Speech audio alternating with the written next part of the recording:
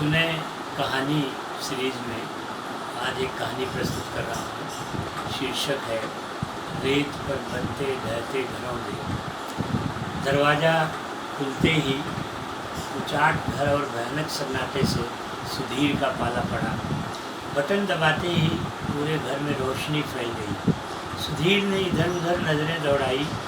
बेटे पर सोफे पर बेटे की स्कूल बैग खुली बिखरी पड़ी थी। पलंग पर शर्मिष्ठा के कपड़े बिखरे पड़े थे। वह निढाल होकर पलंग पर लेट गया। आंखों से आंसू झरने लगे। उसने बेड पर पड़े शर्मिष्ठा के कपड़ों से मुंह ढक लिया और सुर्खियाँ लेते हुए रोने लगा। शर्मिष्ठा से पिछले एक सप्ताह से बातचीत नहीं थी। सुबह वह जब ऑफिस निकल रहा था, शर्मिष्ठा ने कुछ भी तो नहीं कहा था। फिर पति पत्नी के बीच अनबन तो होती ही रहती है। इस बार दोनों किसी बड़े मुद्दे पर लड़े भी नहीं थे। फिर शर्मिष्ठा का बच्चे के साथ घर छोड़कर जाना उस पर पहाड़ टूटने जैसा था। पहले भी दोनों लड़ते रहे थे, पर कभी ऐसी कोई नौबत नहीं आई कि किसी को घर छोड़कर जाना पड़ा हो। सुधीर तो बस इतना ही चाहता था कि उसके बूढ़े माँ बाप को गांव में अकेले रह रहे थे, ठंड के मौसम में वह उन्हें ले आए और साथ रखे। शर्मिष्ठा सासू माँ की कटकट की वजह से ऐसा नहीं चाहती थी। इसी बात पर दोनों लड़ पड़े थे और तकरीबन सप्ताह भर से बातचीत बंद थी। सुबह सुधीर ने फ़ोन पर पिताजी को बताया था कि वह सप्ताहांत आकर दोनों को ले आएगा। शर्मिष्ठा ने सुनते ही तो कुछ नहीं कहा, पर घर छोड़ने का कठोर निर्णय ले लिया था। अनबन की वजह से दिन में दोनों का संवाद भी नहीं हो सका था। शर्मिष्ठा शुरू से ही हठी स्वभाव की थी। शर्मिष्ठा और सुधीर दोनों बचपन में एक ही चाल में रहा करते थे। गिरगांव इलाके में तब दुमंजिली चालियाँ हुआ करती थी। शर्मिष्ठा के पिताजी किसी मिल में काम करते थे और सुधीर के पिता रेलवे में क्लर्क थे। पहली मंजिल पर शर्मिष्ठा का परिवार था और नीचे की तल मंजिल पर सुधीर के पिता रहते थे। शर्मिष्ठा और सुधीर दोनों की प्राथमिक शिक्षा एक ही विद्यालय में हुई थी। दोनों साथ साथ स्कूल जाते और वापसी भी साथ साथ करते। चाल के सामने जब बच्चे खेलने उतरते तो शोर शराबे से पूरा वातावरण भर जाता था। सुधीर मिट्टी के घरौंदे बनाता और उसे जब लीप पोत कर चमका देता, तब शर्मिष्ठा चुपके से आती और उसे ध्वस्त कर ऊपर भाग जाती थी। सुधीर भागता हुआ उसकी माँ के पास जाता और शिकायत करता। उसकी माँ पुचकारती और दोबारा घरौंदा बनाने में मदद का आश्वासन देती। यदि सुधीर की माँ को इसकी भनक लगती तो वह पूरी चाल को सिर पर उठा लेती थी और शर्मिष्ठा की माँ को बहुत बुरा भला कहती। शर्मिष्ठा कहीं कोने में दुबक जाती। उसे सुधीर तो पसंद था, पर उसकी माँ तनी भी पसंद नहीं थी। सुबह स्कूल जाते वक्त वह सुधीर से माफ़ी मांग लेती और दोनों की बट्टी हो जाती। स्कूल से वापस लौटते वक्त दोनों में से किसी के पास भी पैसे होते, दोनों मिलकर पार्ले की लेमन जूस की गोली खाते। स्कूल एक ही होने और आसपास रहने की वजह से दोनों में घनिष्ठता बढ़ती गई। तनिक बड़े होने पर दोनों घूमते टहलते चौपाटी पर चले जाते। सुधीर घरौंदे बनाने में माहिर था। शर्मिष्ठा रेत इकट्ठा करती और दोनों देर तक रेत पर आकृतियाँ बनाते रहते। सुधीर से तनिक अनबन होने पर शर्मिष्ठा सारी आकृतियों और घरौंदों को बिगाड़ देती और दुनकती हुई घर वापस चली जाती। सुधीर पीछे पीछे बुझे मन से घर वापस आता। दूसरे दिन तक दोनों में कट्टी रहती, पर स्कूल जाते वक्त दोनों एक दूसरे को जोड़ते। कई बार साथ साथ जाते पर बातचीत नहीं होती। लौटते वक्त तक भट्टी हो ही जाया करती। स्कूल के दिनों में जन्मी मित्रता कब प्यार में बदल गई, किसी को पता ही नहीं चला। अब दोनों बिना एक दूसरे से मिले एक दिन भी नहीं बिता पाते थे। दोनों ने चर्चगेट के केसी कॉलेज में दाखिला लिया था। वे कॉलेज में कम रहते, मेरीन ड्राइव से चलते चलते चौपाटी तक आ जाते और वहीं बैठकर कल्पना लोक में विचरते रहते। सुधीर के दिमाग में उसका अपना घरौंदा बनता बिगड़ता रहता। सुधीर और शर्मिष्ठा दोनों कोकण के समुद्री पट्टी के रहने वाले थे। भाषा और आचार विचार, खान पान सब में साम्यता थी। दोनों के पिताओं में भी मैत्री भाव था। चाल के सहजीवन में वे सक्रिय भागीदारी करते। गिरगांव की चालों में जब गणेशोत्सव आयोजित होता है तो देखते ही बनता है। त्योहारों में सुधीर और शर्मिष्ठा की बढ़ चढ़ कर भागीदारी होती। कॉलेज की पढ़ाई पूरी होते होते सुधीर को रेलवे की नौकरी का ऑफर आ गया। उसने ज्वाइन भी कर लिया। शर्मिष्ठा की भी पढ़ाई पूर्ण हो गई थी, वह भी नौकरी की तलाश में भटकने लगी। दोनों नियमित शाम को मिलते और समुद्र के किनारे रेत पर अपना भविष्य उकेरते रहते। कुछ ही दिनों बाद शर्मिष्ठा को भी चर्चगेट की ही एक प्राइवेट कंपनी में नौकरी मिल गई। अब सुबह वे दोनों फिर साथ साथ निकलते और शाम को साथ साथ लौटते। दोनों की जोड़ी देखते बनती। एक तरफ दो युवा दिल धीरे धीरे निकट हो रहे थे, वहीं दोनों के माता पिता उनके भविष्य को लेकर उधेड़-बुन में थे। शर्मिष्ठा की माँ निहायत विनम्र पर सुधीर की माँ तनिक कर्कश स्वभाव की थी।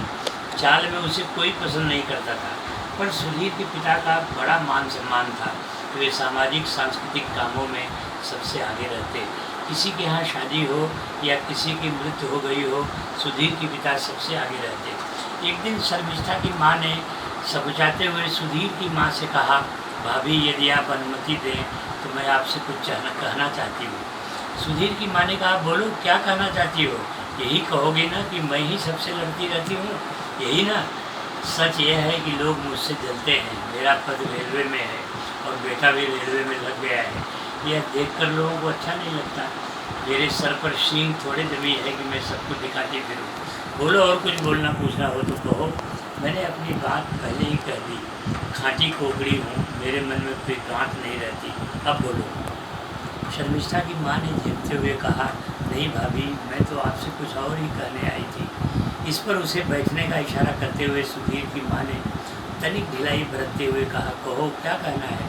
मुझे माफ़ करना, मैंने समझा तुम भी वही कहोगी जो चाल की दूसरी औरतें कहती हैं। सबने मुझे ही झगड़ालू घोषित कर रखा है, जबकि मैं ऐसी नहीं हूँ जैसा लोग मुझसे समझते हैं। मैं दिल की नेक हूँ, किसी का बुरा नहीं चाहती, इसीलिए बच्चों के बारे में सबको सचेत करती रहती हूँ। घर रास्ता साफ सुथरा रखना चाहती हूँ। लोग मच्छी चाव से खाते हैं, पर कूड़ा चाल की सीढ़ियों पर फेंक देते हैं। कई बार ऊपर से आलू के छिलके, अंडे के छिलके, बची रोटियाँ नीचे फेंक देते हैं। इस पर मैं यदि न लड़ूँ तो तुम ही बताओ क्या करूँ? हाँ आप बताओ, तुम्हें क्या पूछना है? मैं तो वही सब बकने लगी जो औरों को सुनाया करती हूँ। शर्मिष्ठा की माँ ने समझाते हुए कहा, भाभी सुधीर अब काम पर लग गया है, शर्मिष्ठा भी काम पर जाने लगी है। दोनों की जोड़ी भी बहुत ही सुंदर है। यदि आप अनुमति दें तो शर्मिष्ठा के पापा को सुधीर के पापा से बात करने को कहो। सुधीर की माँ झेप सी गई। उसने कहा, अरे मैंने आपसे क्या क्या कह डाला? आप इतने शुभ प्रसंग के साथ आई थी और मैंने न जाने क्या क्या बक डाला। सुधीर की माँ किचन में गई और गुड़ की डली लाकर शर्मिष्ठा की माँ का मुँह मीठा कराया। सुधीर की माँ ने कहा, दोनों की जोड़ी ईश्वर ने बनाकर ही भेजी है। साथ साथ पढ़े, साथ साथ खेले और ईश्वर ने चाहा तो साथ साथ जीवन भी बिताएंगे। आप इतना शुभ शुभ सोचती हैं, मुझे तो इसका भान नहीं था। आप शर्मिष्ठा के पापा को इनसे बात करने के लिए कहें। दोनों की जोड़ी तो राम सीता की जोड़ी होगी। सुधीर की माँ ने घर में बने छोटे से मंदिर को सर लगाया और शर्मिष्ठा की माँ को यह कहते हुए विदा किया कि अब बच्चे बड़े हो गए हैं, अपना भला बुरा समझने लगे हैं। दोनों एक दूसरे को जानते भी हैं। वे तो हामी भर ही देंगे। हम बुजुर्गों का क्या है, आज हैं कल नहीं रहेंगे। बच्चे सुखी व प्रसन्न रहें, यही तो ईश्वर से प्रार्थना है। शर्मिष्ठा की माँ प्रसन्न होती हुई अपने घर वापस आई और अपने पति से इस रिश्ते को प्रस्तावित करने का अनुरोध किया। प्रस्ताव मिलते ही सुधीर के पिता ने हामी भर दी और बच्चों की राय ली जानी चाहिए ऐसा कहा। दोनों की स्वीकृति के बाद साखर पूड़ा की रस्म पूरी कर ली गई। विवाह का मुहूर्त देख तिथि निश्चित कर दी गई। गाजे बाजे के साथ विवाह संपन्न हुआ और सुधीर और शर्मिष्ठा अब दो जान एक देह में परिणित हो गए। दोनों ने अपने श्रम व मेहनत की वजह से शीघ्र ही अपने लिए एक आशियाना गोरेगांव की एक बिल्डिंग में तलाश लिया। दोनों साथ रहते हुए बिताए दिनों की याद करते और सपने बुनते रहते। कभी एक दूसरे से अनबन होती तो सुधीर चौपाटी की रेत पर बैठकर शर्मिष्ठा का इंतजार करता और उसे यह देखकर आश्चर्य होता कि शर्मिष्ठा वहाँ हाजिर हो जाती। दोनों एक दूसरे से लिपट जाते और रेत पर देर रात तक घरौंदे बनाते रहते। इस बीच गिरगांव की चालें ध्वस्त कर दी गई। नई नई इमारतों का निर्माण शुरू हो गया। दोनों के माँ बाप रिटायरमेंट के बाद कोकण के अपने अपने गांव में रहने चले गए। यथा कथा जब ये शहर आते तो सुधीर और शर्मिष्ठा दोनों उनकी सेवा करते। स्वभावतन सुधीर की माँ शर्मिष्ठा में अपने को कोसती। पड़ोसियों से शर्मिष्ठा की विनम्रता उसे खलती। वो शर्मिष्ठा को उनसे कड़क व्यवहार रखने की हिदायत देती। शर्मिष्ठा को यह सब पसंद नहीं आता। वह सुबह उठकर पड़ोसी के कचरे के डिब्बे को उसके द्वार की तरफ सरका देती ताकि द्वार खुलते ही दूसरा कचरा उसके सामने आ जाए। एक दो बार पड़ोसी महिला चुप रही, पर तीसरी बार वो लड़ाई पर आमादा हो गई। सुबह सुबह जब सुधीर और शर्मिष्ठा ऑफिस के लिए तैयार हो रहे होते, उसी समय पड़ोसी की चकचक उन्हें व्यथित कर देती। पड़ोसी झगड़ा बढ़ाने के लिए अपने द्वार का कचरा सुधीर के दरवाजे की ओर सरका देते, जिसका खामियाजा उन्हें दिन भर भुगतने को मिलता। थोड़े दिन में सुधीर की माँ ने पड़ोसियों को नाको चना चबवा दिया। शुक्र था कि गणेशोत्सव आते ही वे पुनः वापस कोकण चले गए। उनकी वापसी पर शर्मिष्ठा ने बड़ी मुश्किल से पड़ोसियों से अपना व्यवहार सुधारा था। उस दिन सुबह फोन पर सुधीर को जब उसने यह कहते सुना कि सप्ताहांत उन्हें फिर मुंबई लाएगा तो उसके होश उड़ गए। उसने आनंद फानंद में घर छोड़ने का निर्णय ले लिया था। सुधीर पलंग पर औंधे पड़ा था। शर्मिष्ठा के कपड़ों से उसने अपना मुंह ढक रखा था। वह सुबकने लगा। उसने शर्मिष्ठा से फ़ोन पर बात करनी चाहिए। शर्मिष्ठा ने फ़ोन नहीं उठाया। उसने मन में उठ रही तरह तरह की आशंकाओं के साथ रात बिताई। सुबह तैयार होकर ऑफिस गया। दिन भर उसने शर्मिष्ठा को फ़ोन नहीं किया। शाम थके हारे मन से वापस घर आया। पत्नी और बेटे को घर में न पाकर वो बहुत व्यथित हुआ। इधर शर्मिष्ठा बेटे के साथ निकल कर गिरगांव की पुरानी चाल के पास रह रहे अपने भैया भाभी के पास आ गई थी। घर में पहुंचते ही उसने देखा कि भैया और भाभी दोनों गांव से आए उसके माँ बाबूजी की सेवा में लगे। बाबूजी गांव से फनस और अपनी बाड़ी में उपजे नारियल लाए थे। शर्मिष्ठा को देखते ही दोनों बुजुर्ग चहक उठे। बोले, बेटी आओ, तुम्हें फनस बहुत प्रिय है ना। आते वक्त तेरे लिए हिम्मत न होते हुए भी ले आया हूँ। फनस पका है, उठा लाओ, मैं तुम्हें पोहे निकाल कर खिलाता हूँ। फिर तनिक रुक कर पूछा, आज तो वर्किंग डे है, क्या तुम्हें हमारे आने की खबर थी या ऐसे ही सुधीर से लड़कर आई हो। शर्मिष्ठा को परेशान देख दोनों की समझ में आ गया था कि कुछ गड़बड़ अवश्य है, वरना यह काम के दिन कैसे आती, और साथ में कुणाल को भी ले आई है।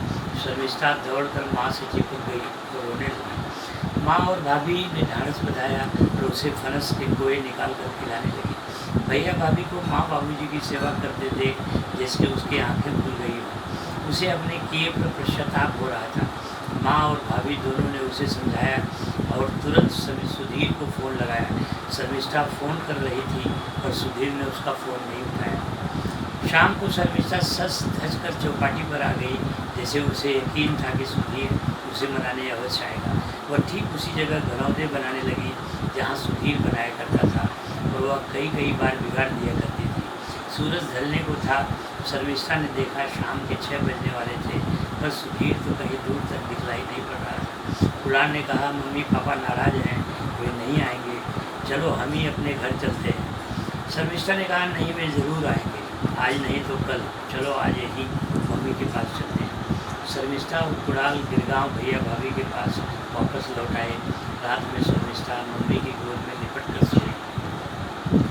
माँ बेटी के सुख दुख के संवादों में रात कब गुजर गई किसी को पता नहीं चला। शर्मिष्ठा सुबह उठते ही सुधीर को फ़ोन लगाने बैठ गई। सुधीर जैसे भाव खाए बैठा था। उसने फ़ोन को साइलेंट कर रखा था। वह जब ऑफिस पहुंचा तब तक शर्मिष्ठा के पूरे 25 मिस्ड कॉल्स थे। वह काम में लग गया, पर उसका मन काम में नहीं लग रहा था। बेटा जिसके बगैर वह कभी सोया ही नहीं था 2 दिनों से दूर था। पत्नी रूठ कर इसलिए चली गई थी, वह अपने प्रिय माँ बाबूजी को लेने आने वाला था। वह माँ बाबूजी जिन्होंने अपनी हड्डी पसली गला कर उसकी परवरिश की थी, आज वह जो भी था उन्हीं की वजह से। ठीक है, वे दोनों अभी स्वस्थ हैं और अपनी देखभाल खुद कर रहे हैं, पर ठंडक भर यदि वे दोनों उसके पास रहते तो शर्मिष्ठा का क्या बिगड़ जाता। उन दोनों के रहते कुणाल कितना प्रसन्न रहता है। वह सोचता रहा और शर्मिष्ठा की जिद पर क्रोधित भी होता रहा। उसने दिन भर न तो शर्मिष्ठा को फ़ोन ही किया और न ही उसका फ़ोन उठाया। शाम होते होते उससे रहा न गया। वह चर्चगेट दफ्तर से निकला, पर चन्नी रोड उतर कर गिरगांव की उन गलियों के चक्कर लगाता रहा जहाँ उसका और शर्मिष्ठा का बचपन गुजरा था। पास की बिल्डिंगों में शर्मिष्ठा के भैया भाभी रह रहे थे, पर यह जानकर भी कि शर्मिष्ठा यही है, वह वहाँ नहीं गया।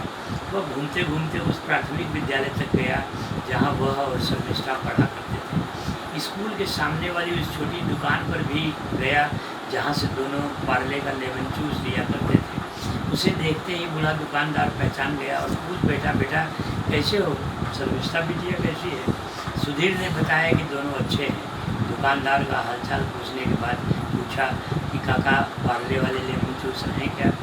काका ने भरनी खोलकर 4-5 लेमन जूस उसके हाथों में रख दिए। मुस्कुरा कर पूछा भी कि बेटे लेमन जूस अभी भी खाते हो? आपके बच्चे तो डेयरी मिल्क मांगते हैं। सुधीर लेमन जूस को पॉकेट में रखते हुए पुरानी खट्टी मिट्टी यादों में खो गया। उसके कदम अपने आप चौपाटी की ओर बढ़ रहे थे। उसे पता ही नहीं चला कि वह तेज कदमों से उसी ओर बढ़ने लगा जहाँ वह और शर्मिष्ठा घरौंदे बनाया करते थे।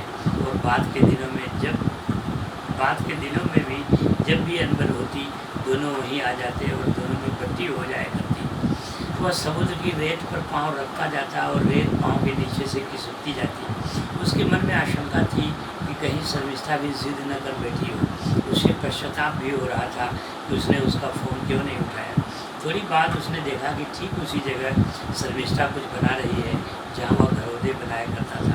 कुड़ाल गीली रेत बटोर कर लाता और वह उसे आकार दे रही है। उससे रहा न गया, वह दौड़कर शर्मिष्ठा से लिपट गया। दोनों देर तक एक दूसरे से लिपटे रहे। कुड़ाल गीली रेत हाथों में लिए सामने खड़ा था। उसने देखा कि उसके पापा का पाँव ठीक उस जगह पड़ने वाला था जहाँ शर्मिष्ठा ने गीली रेत से दादा दादी का कमरा बना रखा था। वह चीखा, पापा यहाँ पाँव न रखे हैं, यह दादा दादी का कमरा है। सुधीर ने शर्मिष्ठा को और भी चिपका लिया। तीनों वापस घर लौटे। रास्ते में सुधीर ने पार्ले के लेमन जूस कुणाल के साथ शर्मिष्ठा को भी दिए। उनकी खुशियों का ठिकाना नहीं था। शर्मिष्ठा ने माफ़ी मांग ली थी। सुधीर क्षमा भी कर चुका था शर्मिष्ठा की इस शर्त पर कि माँ बाबूजी गांव से आते वक्त उसकी गाड़ी से फनस और नारियल अवश्य लाएंगे।